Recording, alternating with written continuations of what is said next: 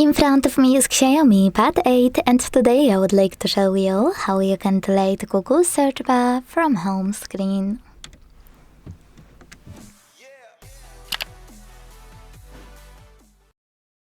Begin by holding your search bar and waiting for this pop-up to show. When it does, hit remove and wait.